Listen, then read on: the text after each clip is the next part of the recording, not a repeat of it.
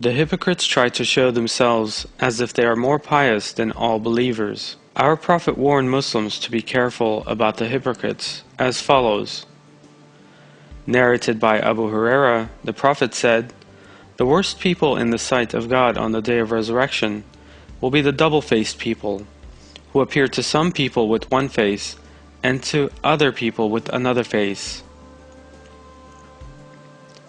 The most distinctive characteristics of the hypocrites are their deceitfulness and two-facedness. As the hypocrites act on an evil intelligence, they are masters at becoming anyone they wish to be. They have an evil intelligence and willpower to pretend to change their personalities into completely opposite of their own personalities whenever they want. They can play the role of many different characters according to the environment they are in, or according to the people around them.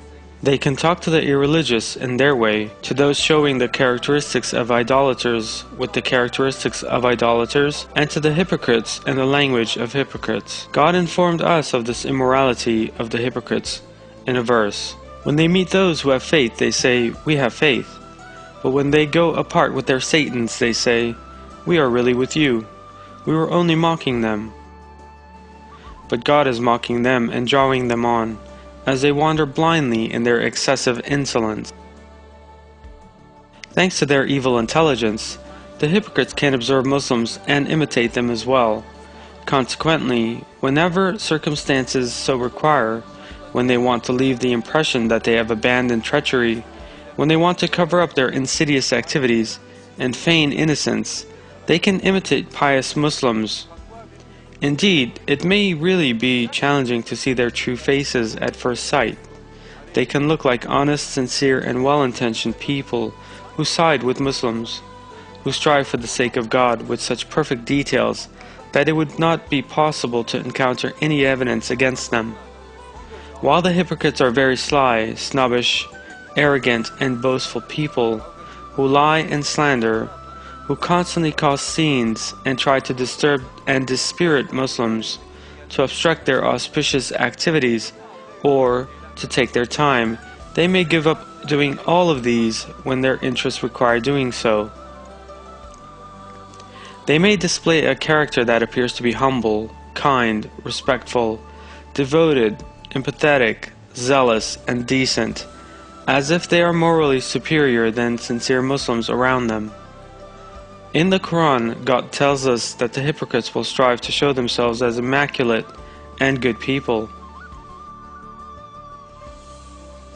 How will it be when a disaster strikes them because of what they have done, and when they come to you swearing by God, "We desired nothing but good and reconciliation"?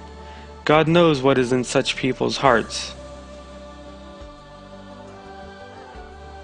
When they are told, "Do not cause corruption on the earth," they say, "We are only putting things right." However, sincere Muslims have profound wisdom and understanding. They can easily understand their insidious plans and do not fall for such a diabolical scheme. No matter how good the hypocrites would be in pretending to be someone else, Muslims would always be vigilant and prepared. But while doing so, they always act with their wisdom, insight, and compassion, in line with the Quran. By means of these beautiful manners of Muslims, those who go astray and assume some attitudes similar to the hypocrites can get rid of their mistakes and purify themselves. On the other hand, the torment that the true hypocrites deserve grows more and more in the sight of God.